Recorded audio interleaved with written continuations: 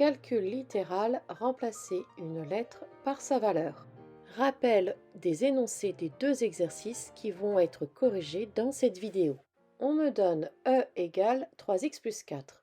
Je dois d'abord le calculer pour x égale 1. Donc à la place de x, je mets 1 et comme ma lettre disparaît, mon symbole fois revient. Voici la rédaction à respecter. Premièrement, je précise pour quelle valeur de x je fais mon calcul. Deuxièmement, je rédige mon calcul. J'écris donc pour x égale 1, e est égal à, je réécris le 3, le plus et le 4, et à la place du x, j'écris 1. Et comme ma lettre a disparu, mon signe fois doit être réécrit. Maintenant, je respecte mes priorités opératoires, je dois calculer le 3 fois 1 en premier. Donc j'ai e égale 3 plus 4, donc e est égal à 7. Maintenant, je poursuis mon exercice en remplaçant x par 5, 1,2 et 0. À chaque fois, je commence par dire pour quelle valeur de x je fais mon calcul. J'écris donc pour x égale 5. Et dans mon expression e, le x est remplacé par 5 et le symbole fois revient. Puis j'effectue mes calculs en respectant les priorités opératoires et j'obtiens e égale 19. Je précise dans ma rédaction que je change de valeur pour x, désormais x est égal à 1,2.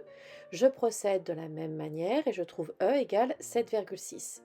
Puis je précise que je change à nouveau de valeur pour x prend la valeur 0 et je fais mon calcul, je trouve e égale 4. Dans l'exercice 2, cette fois-ci, j'ai deux lettres x et y. Mais pas de panique, repensez au jeu des formes pour les bébés. Nous allons faire pareil.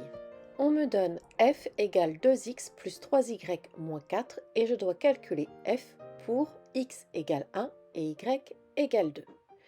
Je repère la lettre x par la couleur violette et la couleur y par la couleur verte. Maintenant, nous allons faire comme les bébés avec le jeu des formes. Là où j'ai du violet, je vais mettre 1 et là où j'ai du vert, je vais mettre 2. Je fais alors f égale 2 fois 1 plus 3 fois 2. Je pense à remettre mon symbole fois entre le 2 et la valeur du x et le 3 et la valeur du y.